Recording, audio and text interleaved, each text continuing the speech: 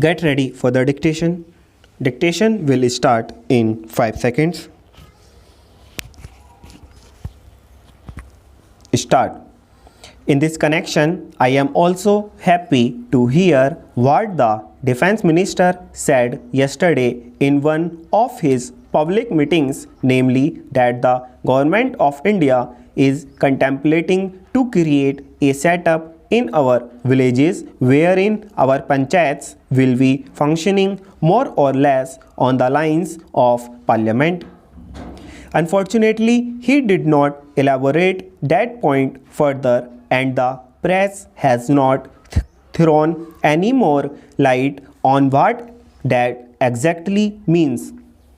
But if it means that the panchayats will be in charge of the resources that are available in the villages, that they will be in a position to determine how best the productive efforts in the villages are to be directed, and in what direction determine what targets are to be achieved, and when the production is there and there is a surplus to be exchanged with other centers in the country, that the panchayats will have their say in the matter on what terms this surplus will be exchanged with other centers in the country. Then I think a very valuable step forward in the direction of building our economy on a decentralized basis will have been taken.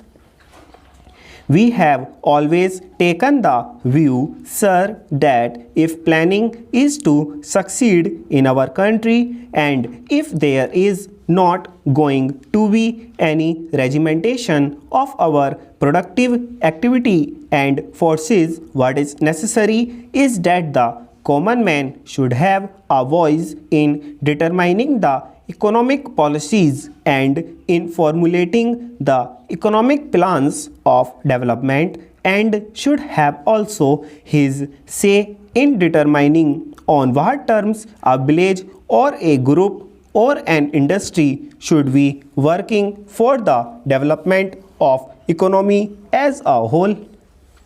In other words, some amount of competition, some amount of bargaining power is to be generated in the lowest strata of our society and in the lowest rung of our economy, so that with the help of that bargaining power, under the overall influence and policy of the Planning Commission, it may be possible for us to develop our economy in a manner which satisfies both the interests and the requirements of the nation as well as the aspirations of the pupil.